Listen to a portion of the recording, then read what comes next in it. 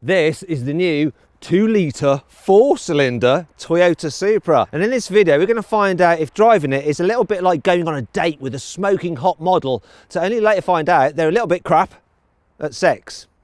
Yeah, it looks great, but when it comes to performance, is it a little bit disappointing, if you catch my drift, which is what I'll be doing, along with launching it and generally hooning it around to find out if size really does matter. It does matter. It does. Buying a new car? Then head to CarWow and my team will help you find your next car at a fair price. CarWow, your one-stop car buying comparison site. Let's start this video by talking about the price, because that is the point of this 2-litre Supra. It starts at £47,000, which is £6,000 less than the price the 3-litre starts from. Thank you very much for interrupting me, phone. Anyway, I'll use you now to just show through CarWow. Look, you can save an average of £1,700 off a Supra. So you've got to take that into consideration, and the fact that really £6 difference for 2 extra cylinders and a whole bunch extra horsepower. It's a tough one, isn't it? Not that tough, I'd pay the money. Okay, let's talk about the design. You see, Toyota don't really want people to be able to tell the difference between this and the proper 3-litre version. Sorry for calling it proper, it is. Same design, looks great. The only telltale signs for the absolute Supra anoraks are the fact that the exhaust pipes are slightly smaller in diameter, but at least they're still real and still quite large, and they're shiny silver rather than gunmetal silver. Other than that, it's the same. Down the side, it's the same, apart from the 2-litre starts off with 18-inch alloy wheels. 3-litre start off with 19 inches. This is the Fuji edition, so you do get the 19 inches, and they're black, and you also get this lovely white paint and red door mirror caps. But other than that, normal Supra, fake vents. But otherwise, a fabulous looking car with that really cool double bubble roof. I love the look of this thing, I really do. Round the front same. You can't tell that it's only packing 4 instead of the full 6. Does that matter? I don't know, we'll find out. Let's check out the inside first though. Okay, let's play a little game of spot the difference. It's going to be brief because what I can spot that's different, the seats. So in the entry-level 2-litre, you get Alcantara seats. In this Fuji edition, they're Alcantara with leather. In the 3-litre, they're full leather. And that is pretty much it. Just like the 3-litre Supra inside, which is good. Very sporty cabin. Love the way that you have this big central tunnel separating you from the passenger. You sit nice and low. Driving position's great. Lots of adjustment in it as well. I like the digital dial layout, really cool. The infotainment system, it runs BMW's old iDrive, which is easy to use, either with the touchscreen or the swivelly wheel. Although you do have this screen that's slightly angled that way for left-hand drive cars, same as in the 3-litre though. And as with the 3-litre, storage is limited, so the door bins are tiny.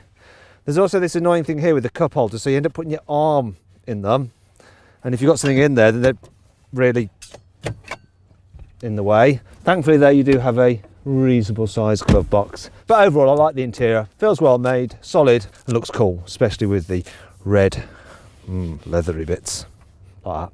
Anyway, let's check out the boot. So the capacity is 290 litres. Forgot, there's no way to open the Supra's boot from the rear end. You have to press a button in the blooming cabin or use the key. Where are you? Button. Oh, there we go. 290 litres. Oh, it's a real faff to open as well because there's no handle. You have to grab the actual little hatch and then you get your hands dirty. Anyway, 290 litres, which is a decent enough size, you know. It's about the same as a Ford Fiesta, but the awkward shape means it's quite tricky to pack. Look, I have managed to squeeze in. I almost broke my wrist then. There's a big load lift to lift things over. Right, I did manage to squeeze in 4 of these carry-on suitcases. Like that, see? But like I say, awkward. It is easier to pack the boot on a Jaguar F-Type. And you can get one from just over £55,000 for a 2-litre engine. Now, if you want to see my full in-depth video review of the Jaguar F-Type, the new one, click on the pop-out banner up there. Anyway, that brings you on to 5 annoying things about this Supra 2-litre. No, I can't fit in it. No, I can't. Swipe up. For some reason, you can't get parking sensors on the 2-litre version of the Supra. You get one on the 3-litre, but they've still got the little housing for them at the front there. Look, just looks ridiculous. Let's be honest, 4 cylinders just doesn't sound as good as 6 cylinders. Have a listen to this exhaust.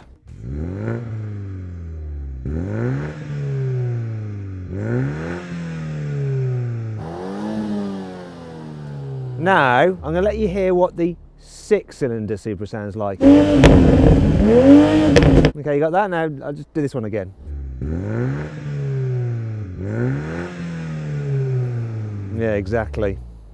Now, we all know that the Toyota Supra is basically a BMW Z4 underneath the skin, and that really upset Toyota Supra fanboys. And Toyota's reasoning was the fact that they needed a Supra to be a 6-cylinder car because that's what it was in the past, and the only way they could do that was to do a joint project with another manufacturer which had a 6-cylinder engine, hence BMW, and the Z4 being the basis for the Supra.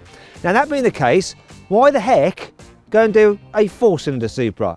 It just doesn't make any sense, and I find it a bit annoying, really. Thankfully, Toyota has made good by making the GR Yaris, so all is forgiven, but still, Supra fans, sorry guys, it's a BMW Z4 with a 4-pot engine. Unlike with the 3-litre version of the Supra, this 2-litre model isn't available with a heads-up display. It's a bit of a shame because that's quite handy, especially when you're hooning it and want to know how fast you're going. This teeny weeny little 2-litre 4-cylinder engine looks a bit lost in this huge engine bay. It's sort of rattling around in there, barely touches the sides. In fact, you've got all this spare space. Though you can use that for storage, look. Kind of like a front boot. Here's a tripod for filming. Fits perfectly in there, and look, the red piping matches.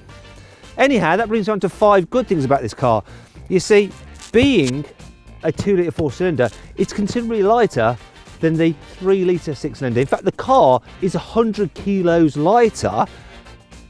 What do they make that 3-litre engine out of? Depleted uranium? Why is it so heavy? Having a lighter engine in the nose means you get a perfect 50-50 weight distribution, which you don't get with a 3-litre. Less cylinders means less fuel consumed. In fact, Toyota says this car will do 38 miles per gallon, whereas the 3-litre version of the Supra does 34. And in real-world driving, I've managed to get 32.8 miles per gallon out of this thing, which isn't bad for a sports car. Toyota has retuned the Supra's dampers and changed the suspension geometry slightly for this 2-litre. Are you a youngster after a Toyota Supra, but are really struggling with the insurance? Well, the 2-litre version is less expensive to insure than the 3-litre. Finally then, we come to the important part of this video, the performance. So this 2-litre 4-cylinder turbo petrol has 258 horsepower and 400 newton meters of torque. Toyota says it can do 0 to 60 in 5.2 seconds, but let's find out. So I've got my specialist timing gear here. I'm going to launch it, see what it will do, and while I'm at it, I'm going to measure it over the quarter mile. Come on then. Launch control active. Oh, that hooked up all right. What are you going to do to 60? 4.84. What about the quarter mile? Don't run out of space, Matt. Be brave, be brave. There we go, 13.37 seconds over the quarter mile. That was quick. Now, Toyota claim 4.3 seconds to 60 for the 3-litre, which has 340 horsepower and 500 newton meters of torque. But what did I actually get out of that car to 60 miles an hour and the stunning quarter in reality? Well, I'll put a little link up there, it should be popping out now. If you can't see it, there's a link below the video as well, where you can check out those numbers in my review of the 3-litre version of the Supra. Now, while this car may have a smaller, less powerful engine, Toyota still fitted it with a 3 litres limited slip differential. Let's see if it'll slide. Oh yeah, it'll go. Oh yeah. Right, that's enough silliness. Let's head off. Oh yeah.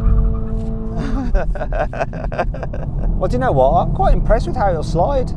I think when you're going quicker, it's not going to be as easy to high-speed drift as a 3-litre, but for just some tomfoolery, this is adequate. And do you know what I've noticed from it? You can tell that it feels lighter. It just feels a little bit more lively and responsive, especially to your steering inputs. It just turns in a little bit quicker.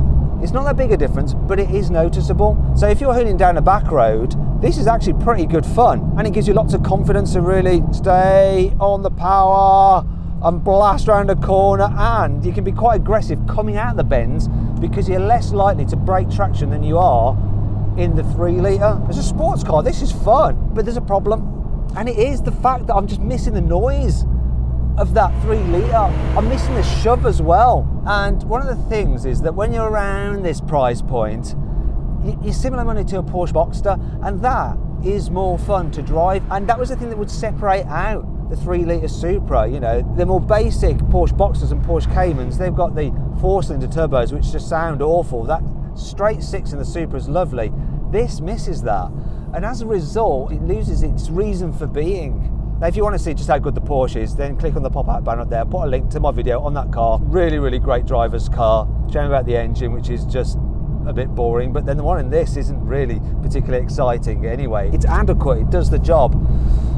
But yeah, once you've tasted the delights of the straight 6, oh man, the 2 litre 4-cylinder is a little bit of a come down. So if you are thinking about buying one of these, never ever go anywhere near the 3 litre. That's all. Just make sure you don't, otherwise you'll regret your decision. You will. So then, what's my final verdict on this new 2 litre 4-cylinder Toyota Supra? Should you avoid it? Should you consider it? Should you shortlist it? Or should you just go right ahead and buy it? Well, I reckon you should consider this 2 litre Supra. It's a good sports car, it's just not as desirable as a 6-cylinder. Hey, if you enjoyed the video, please give it a like. Also, let me know of any other videos you'd like me to do in the comments below. If you click there, you can watch some more videos, and if you click on that box there, you can actually sign up to the CarWow newsletter, where we'll keep you up to date of all the latest news and reviews from the car world in between these video uploads. So just click on that, sign up, it's completely free, and of course you can cancel anytime you want to. Thanks for watching, see you next time.